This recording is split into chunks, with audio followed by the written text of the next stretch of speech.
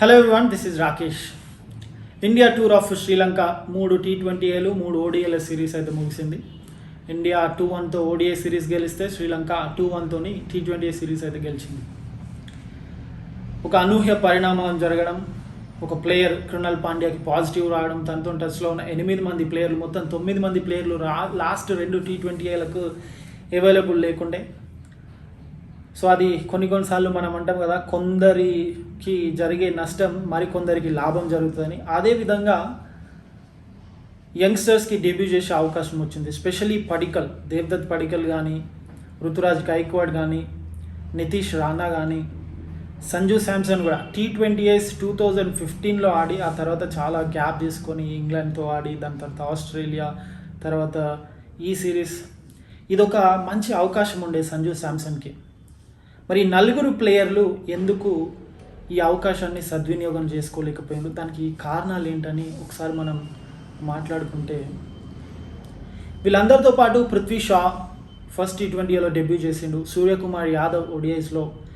But Suryakumar Yadav and Prithvi Shah ఆడిన విధంగా ఈ మిగతా 4 ప్లేయర్లు ఎందుకు ఆడలేకపోయారు? వీళ్ళందరిలో కంపేర్ చేస్తే ఇంటర్నేషనల్ కెరియర్లో సంజు శాంసన్కే కొంచెం ఎక్కువ అనుభవం ఉన్నా కూడా ఆ అనుభవాన్ని ప్రదర్శన రూపంలో సంజు శాంసన్ కనబరచలేకపోయాడు.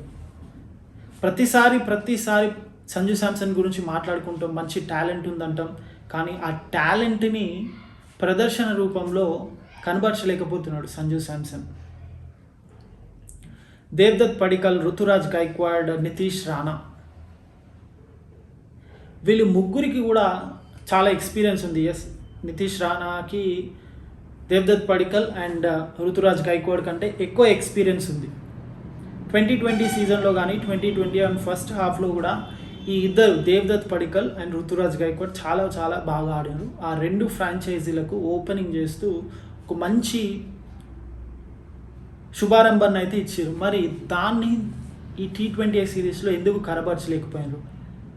నితీష్ రాణా విషయానికి వస్తే కొన్ని సందర్భాల్లో అసలు నితీష్ రాణా ఇంటర్నేషనల్ స్టాండర్డ్కి సెట్ అవుతాడా లేదా అన్నట్టు కూడా అనిపించింది. ఎస్పెషలీ థర్డ్ ODIలో ఆ క్యాజువల్గా క్రీజ్లోకి వెళ్ళడం, ఇది బేసిక్ థింగ్. క్రీజ్లోకి వెళ్తున్నప్పుడు బ్యాట్ని డ్రాగ్ చేయాలి, బట్ అది కూడా చేయలేకపోయాడు. ఫార్చునేట్లీ బాల్ వికెట్లకు తగలలేదు, లేదంటే రన్అట్ అవుతుండే. 23, 24, 25 క్విక్గా వికెట్స్ పడుతున్నాయి.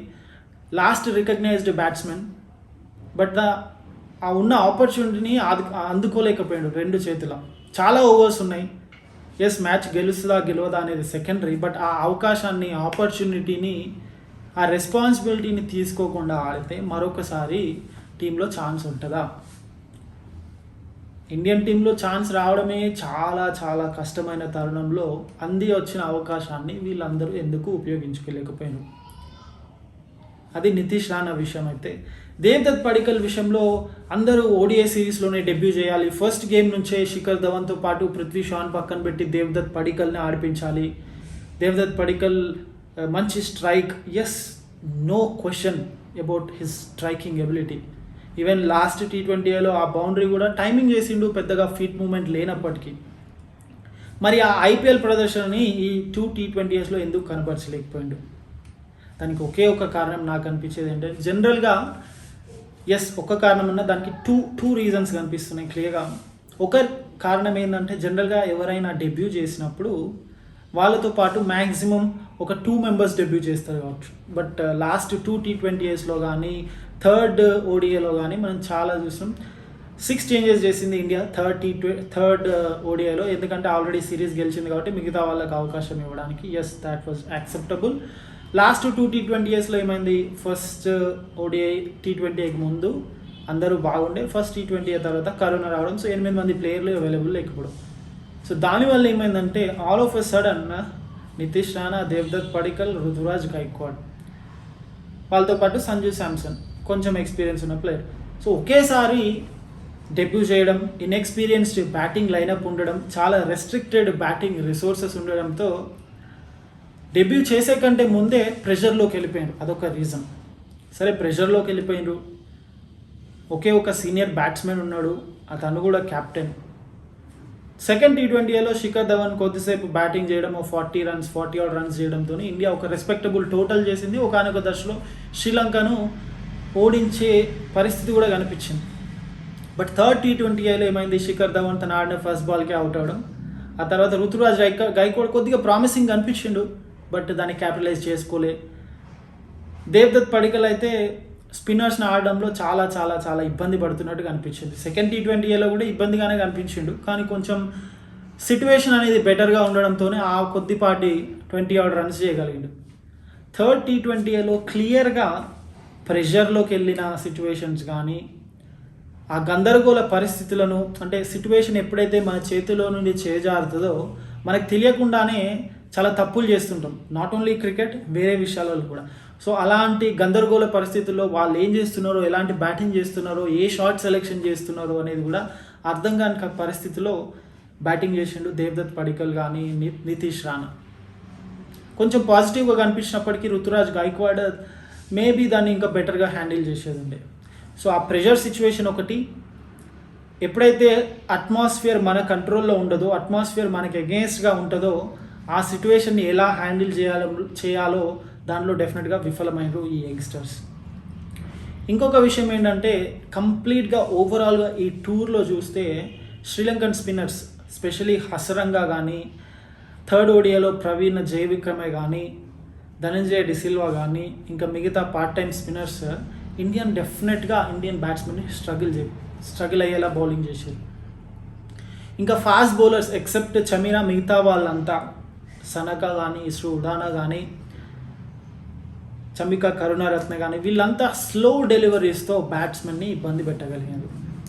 మనం ఇందాక IPL గురించి మాట్లాడుకున్నాం. ఈ IPL కుర్రాళ్ళంతా దీంట్లో ఎందుకు హిట్ కాలేకపోయారని. IPLలో ఏమవుతుంది, చాలా వరకు ఫ్లాట్ పిచ్చెస్ ఉంటాయి, బాల్ బ్యాట్ మీదకి వస్తుంది, మీతో ఉండే పార్ట్నర్ చాలా ఎక్స్పీరియన్స్డ్ పార్ట్నర్ ఉంటారు, క్రౌడ్ అట్మాస్ఫియర్ అంతా కూడా మీకు అనుకూలంగా ఉంటుంది. బట్ ఇక్కడ అవేవీ లేవు, అన్ని ప్రతికూల పరిస్థితులు, అనుకూల పరిస్థితులు ఎక్కడా లేవు. కానీ ఒక గొప్ప బ్యాట్స్మెన్ ప్రతికూల పరిస్థితుల్లో కూడా మంచిగా ఆడిన ప్లేయరే గొప్ప బ్యాట్స్మెన్గా ఎదుగుతూ ఉంటారు. మనం మాట్లాడుకున్నట్టు డెబ్యూ చేసినప్పుడు వాళ్ళకి బ్యాటింగ్ స్ట్రెంత్ ఇదొక రీజన్, 100% రీజన్. అట్మాస్ఫియర్, ఆ ప్రెషర్ ఇవన్నీ పక్కన పెడితే బాల్స్ హ్యాండిల్ చేయడంలో కూడా ఇండియన్ ప్లేయర్స్ డెఫినెట్గా స్ట్రగుల్ అయ్యారు. అదొకటి చాలా కన్సర్న్గా అనిపిస్తుంది. ఎందుకంటే ఇండియా అంటేనే స్పిన్నర్స్కి పెట్టింది పేరు. ఇండియన్ బ్యాట్స్మెన్ కూడా స్పిన్నర్స్ని చాలా బాగా హ్యాండిల్ చేస్తారు. ఎప్పుడైతే ఈ fast format T20 format IPL వచ్చిందో చాలా రకాలుగా లాభాలు ఉన్నప్పటికీ ఈ ఫోకస్ లెవెల్స్, స్లో బాల్స్ని ఎలా ఆడాలి, స్పిన్నర్స్ని ఎట్లా హ్యాండిల్ చేయాలి, ప్రెజర్ సిచ్యువేషన్లో బ్యాటింగ్ ఎట్లా చేయాలి, ప్రతికూల పరిస్థితులు ఉన్నప్పుడు బ్యాటింగ్ ఎట్లా చేయాలి, బ్యాట్స్మెన్లు ఎవరు లేనప్పుడు రెస్పాన్సిబిలిటీ ఎట్లా తీసుకోవాలనే దాంట్లో ఈ యంగ్స్టర్స్ అయితే డెఫినెట్గా ల్యాక్ అవుతున్నారు. కొన్ని సందర్భాల్లో అంతా మన మంచిగా జరుగుతుంది అన్నట్టు ఈ సిరీస్ ఓటమి కానీ, ఆ తర్వాత ఈ యంగ్స్టర్స్కి ఛాన్స్ రావడం కానీ, వాళ్ళు ఆడిన సిట్యువేషన్స్ కానీ, పరిస్థితులు కానీ ఇవన్నీ రీఅనలైజ్ చేయడానికి చాలా చాలా ఉపయోగపడతాయి. స్లో పిచెస్లో ఎట్లా ఆడాలి, స్పిన్నర్స్ని ఎట్లా ఎదుర్కోవాలి, కండిషన్స్ మనకు అనుకూలంగా లేవు, పిచ్ డ్యాంప్గా ఉంది, డిటోరేట్ అవుతుంది, స్పిన్నర్స్కి అనుకూలిస్తుంది, ఇలాంటి సిట్యువేషన్లో డెఫినెట్గా ఇండియన్ బెంచ్ 100% వర్క్ చేయాల్సిన అవసరం ఎంతైనా ఉంది. రాహుల్ ద్రావిడ్ డెఫినెట్గా దీన్ని నోట్ చేసుకొని ఉంటాడు. బట్ ఫ్యూచర్లో ఎవరైతే నెక్స్ట్ టైం ఛాన్స్ వస్తుంది, ఎందుకంటే ఈ పాండమిక్ సిచ్యువేషన్ ఎప్పుడు ముగుసు అనేది కూడా మనకు తెలియదు. సో ఇలాంటి టైంలో డెఫినెట్గా బెంచ్లో చాలామంది ప్లేయర్స్ ఉంటారు. బెంచ్ స్ట్రెంగ్త్ అంటే బెంచ్ చాలామంది ఉంటారు అన్నప్పుడు ఆ playing 11 proper playing 11 number 1 team కాకుండా సెకండ్ టీం కూడా ఫామ్ అయ్యేలాగా ఉంది. కాబట్టి డెఫినెట్గా ఈ ప్లేయర్స్ అందరూ మెంటల్ ఆస్పెక్ట్తో పాటు ఆ కొన్ని టెక్నికల్ టర్మ్స్, స్లో బౌలర్స్ని ఆడడం ఎట్లా, స్పిన్నర్స్ని ఎదుర్కోవడం ఎట్లా, పిచ్ డిటోర్ అవుతున్నప్పుడు ఆడడం ఎట్లా, ఇవన్నీ టెక్నికల్ ఆస్పెక్ట్స్ కింద వస్తాయి. కాబట్టి వీటిని కూడా కాన్సన్ట్రేట్ చేసి బెటర్ అవుతారని అనుకుందాం. ఎందుకంటే లాంగ్ రన్లో డెఫినెట్గా టెక్నికల్ ఆస్పెక్ట్స్తో పాటు మెంటల్ ఆస్పెక్ట్స్ కూడా 2 కీ రోల్ ప్లే చేస్తాయి. కాబట్టి ఈ అన్ని డిపార్ట్మెంట్లో డెఫినెట్గా ఇండియన్ బ్యాట్స్మెన్ అయితే కన్సిడర్ చేస్తారు.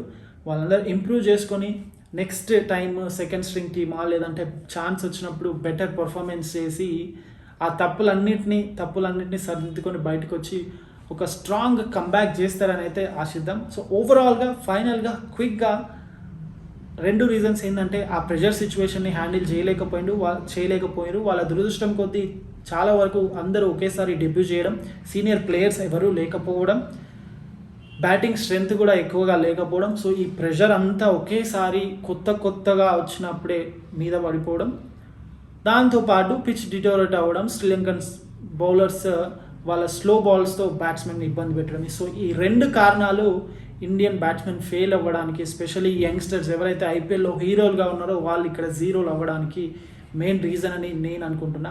మరి మీరేమనుకుంటున్నారో Indian new players, debut batsmen ఈ టూర్లో ఫెయిల్ అవ్వడానికి కారణాలు ఏంటో డెఫినెట్గా కామెంట్ సెక్షన్లో తెలియజేయండి. 2 ఎక్సెప్షన్స్, సూర్యకుమార్ యాదవ్ అండ్ పృథ్వీ షా ఇద్దరు వండర్ఫుల్గా ఆడారు. వాళ్ళిద్దరు కాకుండా ఈ మిగతా ప్లేయర్స్ ఎందుకు ఫెయిల్ అయ్యారో ఈ రీజన్స్ అని నేను అనుకుంటున్నా. మరొకసారి మీరేమనుకున్నారో కామెంట్ సెక్షన్లో తెలియజేయండి. ఇంకేమైనా డిస్కసింగ్ పాయింట్స్ ఉన్నా కూడా 100% కామెంట్లో చేయండి. We will definitely try to discuss.